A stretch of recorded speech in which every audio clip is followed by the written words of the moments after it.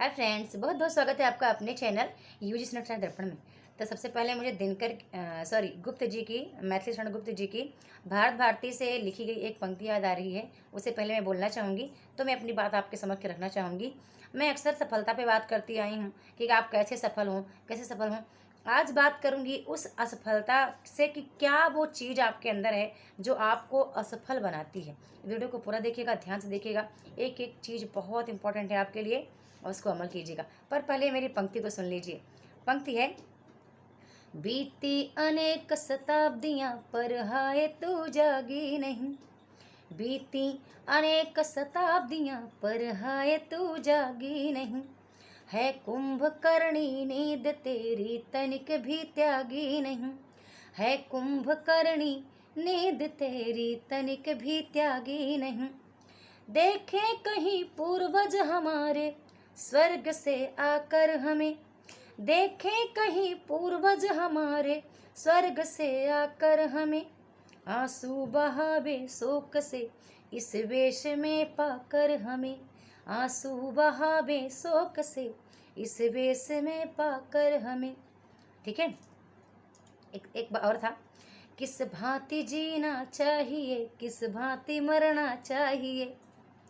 ठीक है। अभी हाल में कुछ ऐसे मेरे सामने स्टूडेंट आ रहे थे जो कि मुझे वो उनके भी सानिध्य में कुछ पंक्तियाँ चल रही हैं। किस भांति जीना चाहिए, किस भांति मरना चाहिए। जो सो सब हमें निज पूर्वजों को याद करना चाहिए। सो सब हमें निज पूर्वजों को याद करना चाहिए। पद चिन्ह उनके यत्न पूर्वक खोज लेना चाहिए। निज पूर्व गौरव दीप को बुझने न देना चाहिए। ठीक है।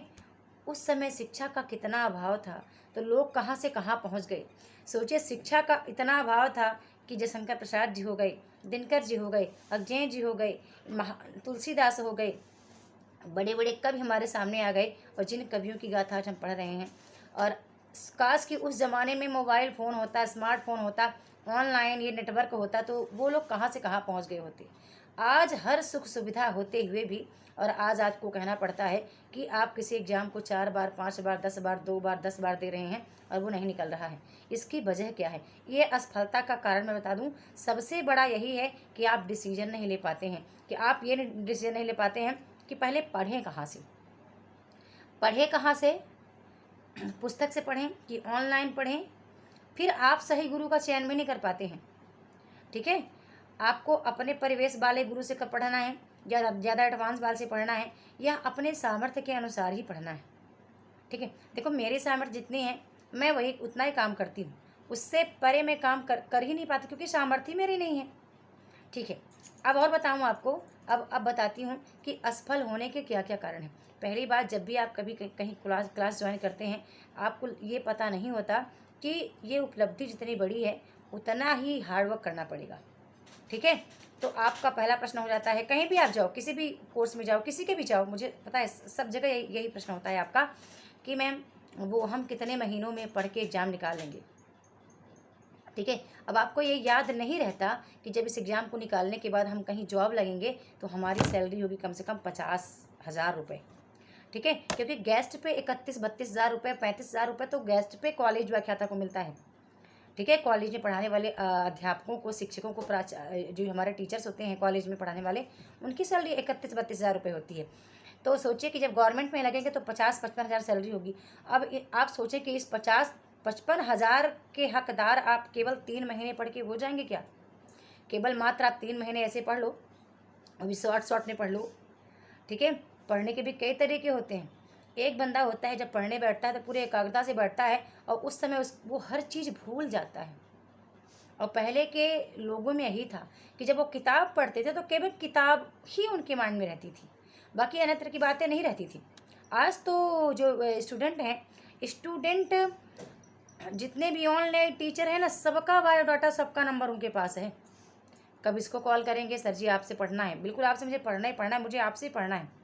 आपने 1 महीने पढ़ा, फिर हो गई सर की बुराई स्टार्ट। फिर दूसरे सर के पास गए, सर जी मुझे वापस पढ़ना है, सर जी मैंने उनका क्लास ज्वाइन किया था, एक भी अच्छा नहीं पढ़ाते हैं। फिर आपने 1 महीने उनसे पढ़ा, फिर बताया कि उनकी फ़ीस बहुत ज़्यादा है, जैसा फ़ीस लेते वैसा पढ़ाते नहीं हैं ये, फिर आपने वहाँ से आप छुट्टी ले ली। कभी भी इस तरह से आपको नहीं करना है। जितने लोग इस तरह से करते हैं, आप ध्यान रखना, आपकी असफलता आप स्वयं उत्पन्न कर रहे हैं। एक बात और है, मैं देखती हूँ बहुत लोगों को मैंने देखा है, काफ़ी लोग मेरे से शेयर करते रहते हैं, लेकिन मैं कभी किसी को शेयर नहीं करती, पर आज कर रही हूँ। काफ़ी टीचर मुझसे कहते हैं कि कोई स्टूडेंट आता है, 1 महीने पढ़ेगा, अच्छा बगैर फीस के पढ़ेगा, बोलेगा हम इस महीने दे देंगे सर जी, हम उस महीने दे देंगे। कभी भी ऑनलाइन टीचर को आप मत छलो, ठीक है। फ़र्क इतना है कि वो आपके घर आके नहीं पढ़ा रहा या किसी विद्यालय में जाके नहीं पढ़ा रहा, बाकी ईश्वर सब कुछ देख रहा है, सबके मन के भाव को देख रहा है। यदि आप ना पढ़ना चाहें तो किसी से ना पढ़ें, लेकिन किसी शिक्षक को आप कहीं भी पढ़ें, कोई भी कोर्स पढ़ें, म्यूजिक का क्लास करें, किसी टीजीटी पीजीटी या किसी भी कोर्स का क्लास करें, कभी भी शिक्षक को मत छलिए कि हम सर जी, हम सर अभी हमको 2 महीने पढ़ा दीजिए, हमारे पास जब पैसा होगा तो हम दे देंगे। सामने वाले टीचर को पता होता है कि बंदा हर महीने रिचार्ज करवाता है मोबाइल, तभी जाके ये ऑनलाइन वीडियो देख पा रहा है, और इसके पास 300 रुपये, 400 रुपये, 1000 रुपये या 2 जितना फीस होता है देने को नहीं होता है ना। इससे अच्छा कि आप ना पढ़ें, लेकिन ये दिलासा दे के आप जो करते हैं ना, अपनी असफलता की एक नई सीढ़ी फिर से आप चढ़ जाते हैं। ये मेरे अनुभव साझा कर रही हूँ, मैंने देखा है मेरे ग्रुप में, और बहुत लोग मेरे से बताते भी हैं। पर जब बताते हैं तो हो गया, एक सुना फिर हो गया, जहन से निकल जाता है। लेकिन अब मैं जब गौर करने लगी, बहुत काफ़ी टाइम से गौर करने लगी इस बात को, तो ये चीज़ें मेरे को समझ में आने लगी कि अब जैसे मंच आगे बढ़ रहा है, बड़ा हो रहा है, वैसे ही बातें बहुत सारी निकल के आती हैं सामने सामने से कि ये बात है, कहीं ना कहीं ये बात है जो निष्कपट है, जिसका जो किसी स्वार्थ अवस्था से नहीं आएगा। जब भी आप किसी टीचर से जुड़ें, जिसके लिए आप जुड़ रहे हैं, केवल वो पहले हासिल करें, इसके बाद बात की बातें आप करें, ठीक है। ऐसा नहीं कि आप सोचते हैं कि हम इस टीचर से जुड़े हैं तो इसका सारा PDF चुराएंगे, सारा कंटेंट उठा के ले लेंगे और बढ़िया अपना एक यूट्यूब चैनल खोल लेंगे और हम अपना काम करेंगे। आप देखना, वो आप तब भी सफल नहीं हो पाते हैं, नहीं होते हैं, ठीक है। आप यदि ज्ञान को ग्रहण करके दूसरों को दें तो बहुत आगे जाएंगी। यदि मैं जो बताती हूँ आपको उसको ग्रहण करें और फिर किसी और अन्य के पास उसको, मतलब अपने अपने मुखार वृंद से, अपने दिलो दिमाग से उसको साझा करें तो बहुत आगे आप जाएंगे। ये भी कहीं ना कहीं आप असफलता की एक सीढ़ी का चयन कर लेते हैं, खुद के ही हाथों आप खुद असफल होते हैं, कोई और बंदा आपकी असफलता में साझेदार नहीं होता है। एक और कारण बताती हूँ, एक कारण ये है कि जितना आपको दिया जाता है उतना आप नहीं कर पाते हैं, फिर भी आप भटकते रहते हैं। आपकी असफलता का ये भी कारण है, जो चीज़ें आपको पढ़ाया जाता है उस पर आप गौर करो, उसको सोचो, विचार करो। यदि किसी बंदे ने पढ़ा होगा तो कहीं ना कहीं उसने उसको जिया होगा, तब तो वो आपके समक्ष साझा कर रहा है। कोई भी हो, कोई मंच हो, ऑनलाइन हो ऑफलाइन हो, कभी किसी का अपमान न करें, खासकर चुगली ना करें, किसी की बुराई ना करें। अब मैं आपको बात करूंगी आपके सफल होने का एटीट्यूड दिखाएं। एटीट्यूड का मतलब होता है अपने काम से मतलब रखना, अपने काम पर विश्वास रखना, दूसरों की बुराई न करना, साथ में अपने काम के प्रति इतना सजग, इतना समझदार रहना कि जो आपके लिए उपयोगी नहीं है उसे वाकई में इग्नोर करना, ठीक है। जो आपकी सफलता में बाधा डाल रहा है उसको भी साइड करना, ये एटीट्यूड है, ठीक है। एटीट्यूड और एप्टीट्यूड और ईगो में बहुत अंतर होता है। ईगो तो बहुत अलग चीज़ होती है, पर एटीट्यूड आप दिखाओ लोगों को कि वाकई में आप सबसे अलग हो, सबसे बेहतर हो, आप बेहतर कर सकते हो, बेहतर आप बन सकते हो।